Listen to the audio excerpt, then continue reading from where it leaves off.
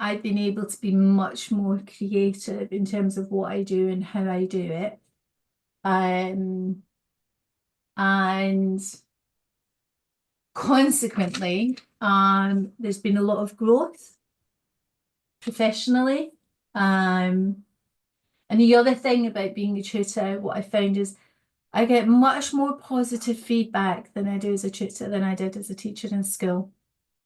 And I had to say this because in school it was always like they felt they had to give you a point to improve. As a tutor, people aren't necessarily doing that. They're going, "Oh, we're very impressed by your work." And I've had so many people say that to me. And I'm not just talking about parents and students, I'm talking about external agencies that maybe I've done work for. So there's been a lot of growth and a lot of faith in myself and what I'm doing, and a lot of trust in myself because of it. I've also kind of attributed other things, so partly about students, but also partly about myself in terms of how I'm working with them. So the blue, I debated whether blue or green was knowledge and understanding and the other way around, but I've actually gone blue with knowledge. So the knowing something comes from reflecting on it. But understanding, which I put with the green, was for growth. So we can learn something and know it. But the real growth comes when it goes from here to here and we grow. And that's true for me as well as the students, I think. And also expression. So creativity is a way of expressing what you know and understand. And it shows your growth, and it's the same for the students. So one of the areas I'm working with students is, yeah, you know this, you understand this. Now we need to make sure you can express it accurately so that can translate into the grades that they're trying to get, which is why they're working with me in the first place. So there we go. There may be a lot more in that than even I know, but that's my 15 minutes worth. That was absolutely yum. Gemma, what responses or questions do you have? I love that. That's all I got. I think that's beautiful. I'm really curious about the shapes. I love how organic those shapes are and how they are so balanced.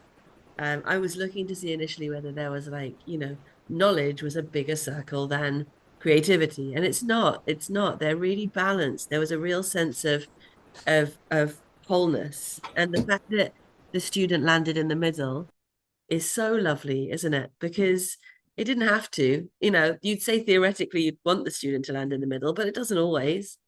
I think that was gorgeous. I was struck by expression sitting between creativity and knowledge because of that sort of productive sort of like, it's sort of the self-expression of your knowledge and of your creativity, which I think is beautiful. Emma said in the chat that she likes the relaxed element of the shapes, and that makes me think of Emma. Am I allowed to share the screenshot of the photo that you just sent me? Emma's done a lovely, thank you. Emma's done a lovely creation that is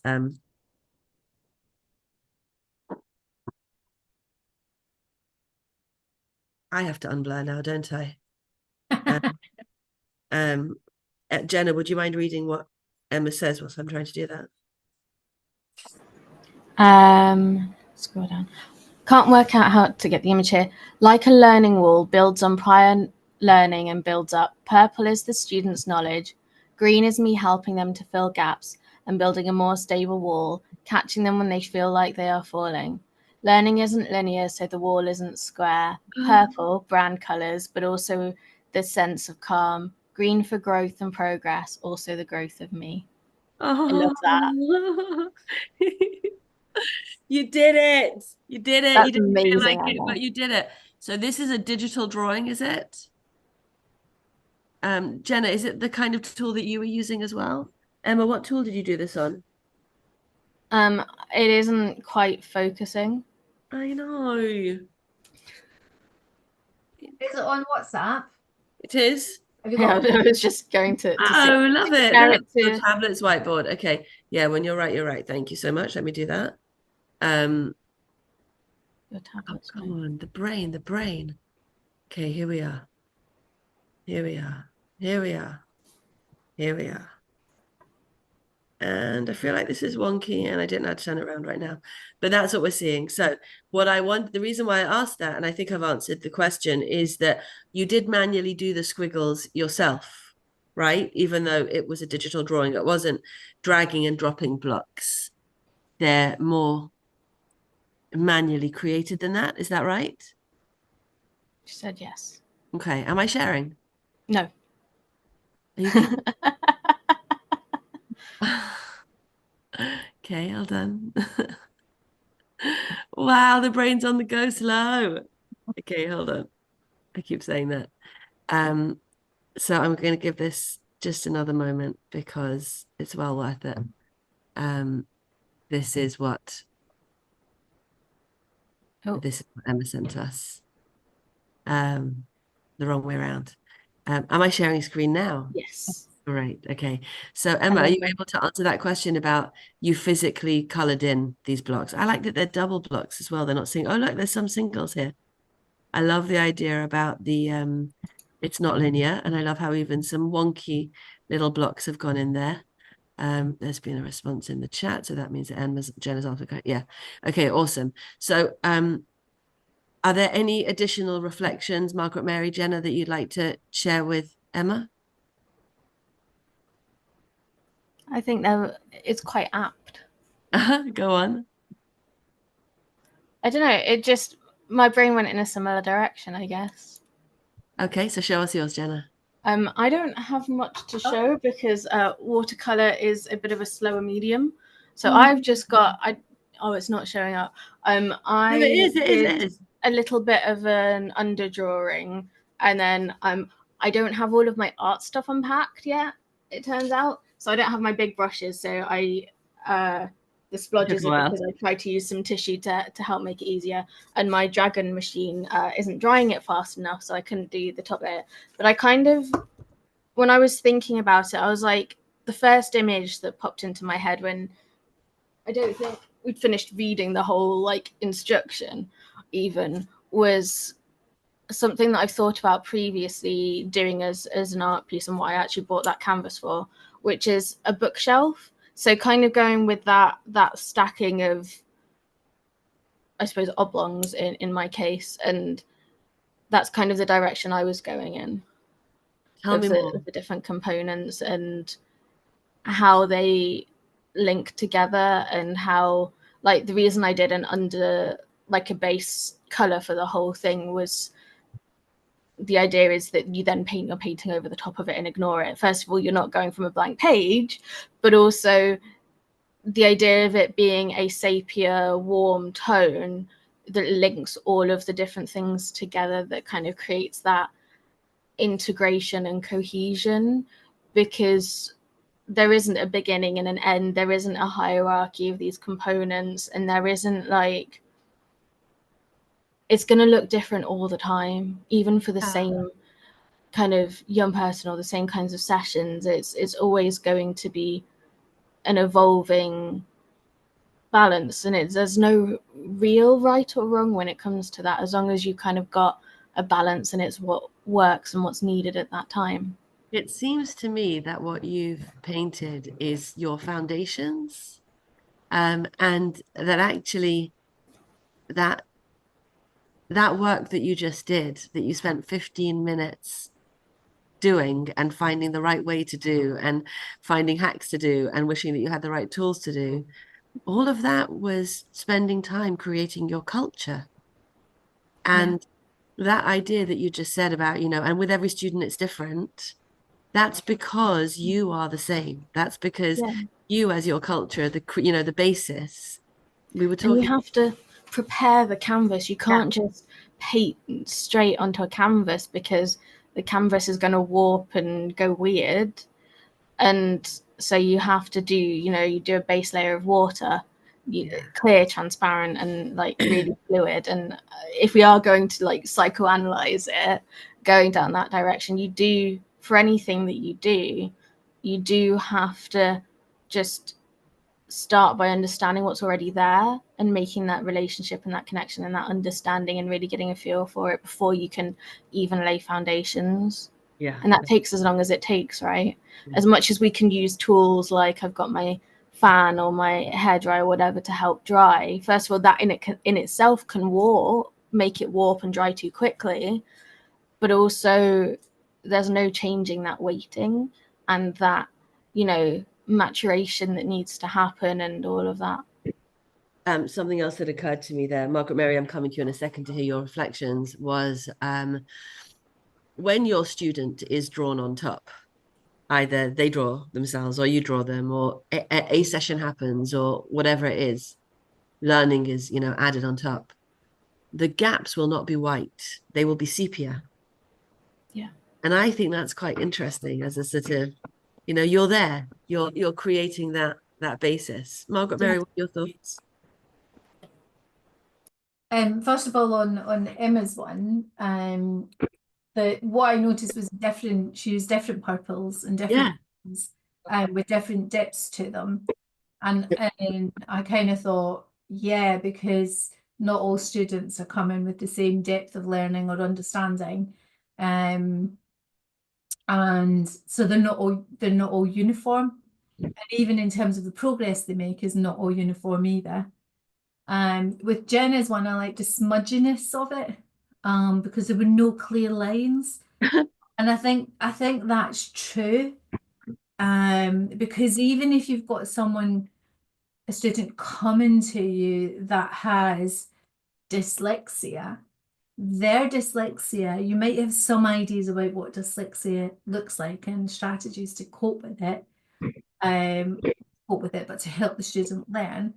But their dyslexia, the way it expresses itself and manifests itself, is different from someone else's. So it's not a clear line. You can't just go in with, oh, they have this. If I do this, then they're going to learn, because it might be dyslexia and you might have an idea of what the properties of dyslexia are like. But for that young student, it's not necessarily going to fit the lines or the shapes, the clear shapes that you have in your mind. Yes. And I like the smudginess of what Jenna was doing.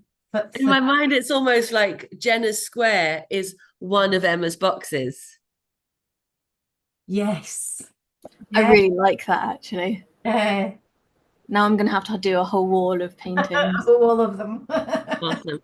Don't forget some Celtic knots in there. Do you want to see mine? Yeah.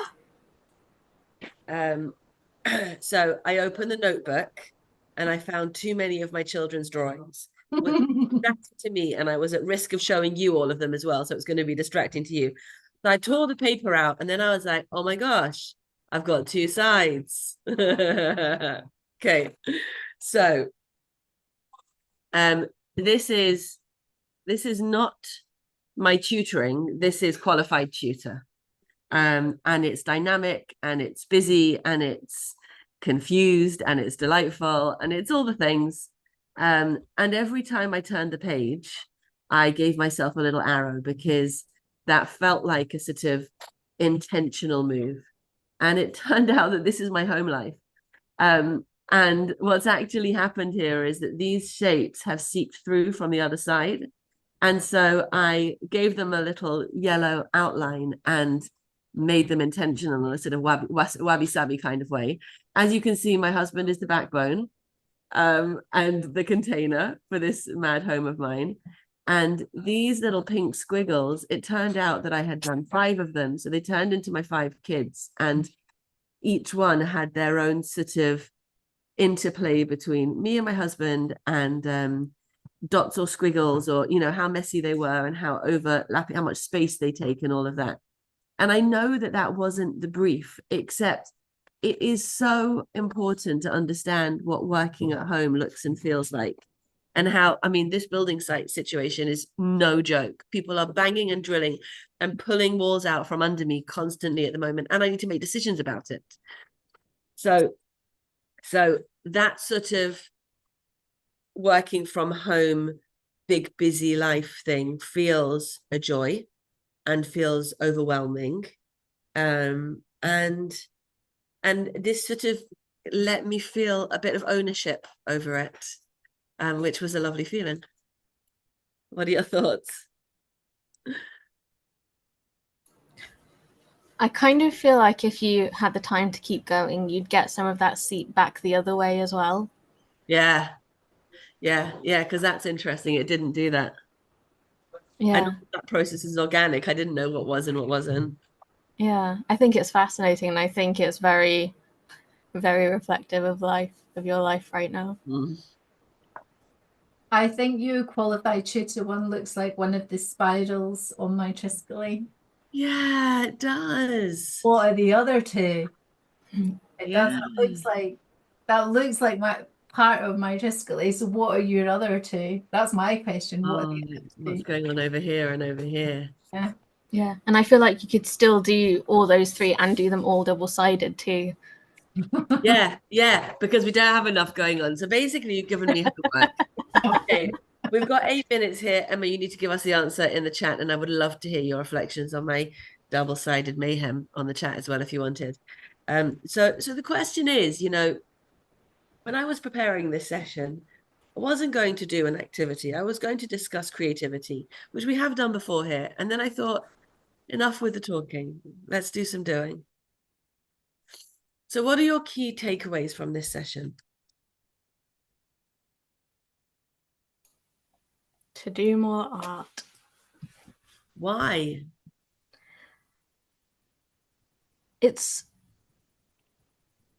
I think art itself is a really interesting activity.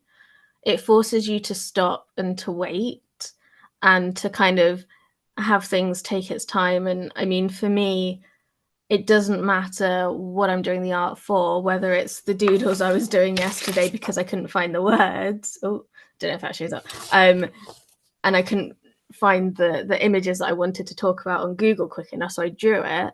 But there's always like an element of pressure, and I know that that's pressure that I've put on myself around art and what it means to be good at art and everything. And one of the things that I learned in art therapy was that the best art happens when you make that pressure go away, or you manage to embrace that pressure and just kind of go with it and find some freedom in it, even if it's coming from a place of really deliberate reflection.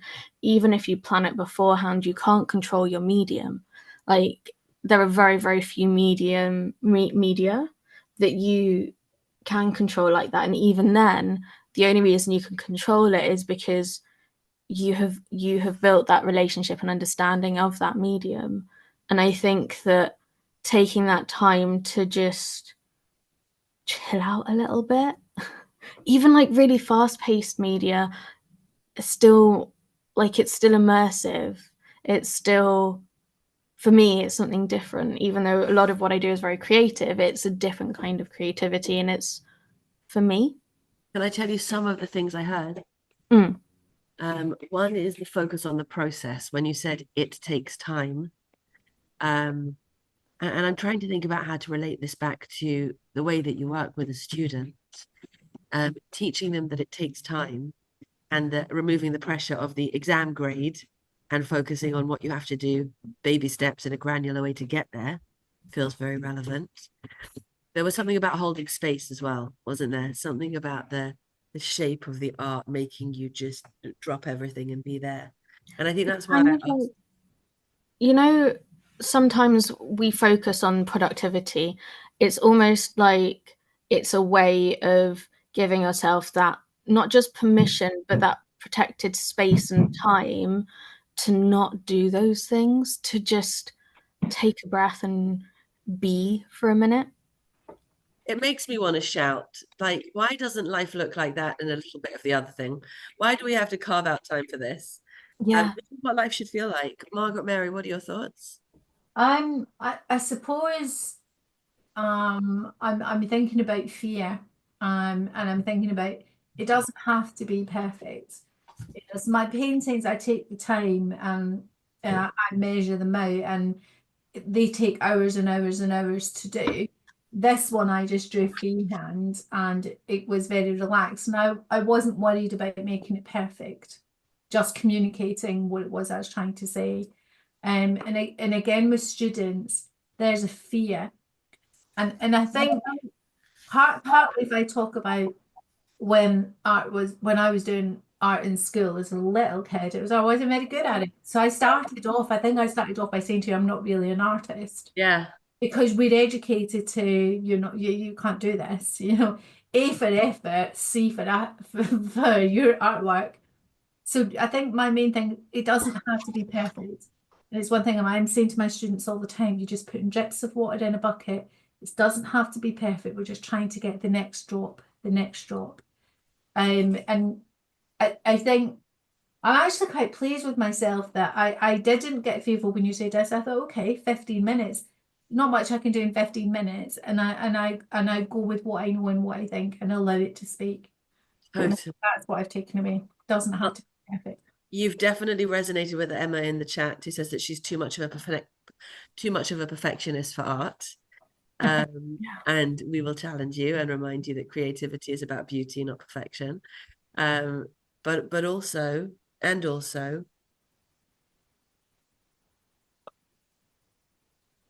we want our young people to grow up to be thriving humans, which is not the same as being productive humans, or the same as being rich humans, or the same as being academically successful humans.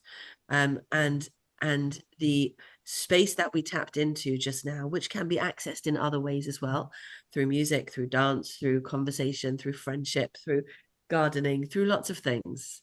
But anything that takes us into that space has got to be realer and more important than any of this stuff, problems that we solve all day. And this is where I'm going. Let's try to remember what the purpose of it all is. The purpose of school is not school. The purpose of education is not education. The purpose of learning might be learning, but that's a different question. But I really, really feel that if we can let this beautiful feeling overflow onto our students this week, what an awesome achievement. So thank you for your time. Thanks, Margaret Mary. Thanks, Jenna. Thank you, Emma. You are brave, brave, brave. And I will see you here next week. I will not be bringing my tambourine, but there might be one in the future. See you later. Bye. Bye. Feel better, Jenna?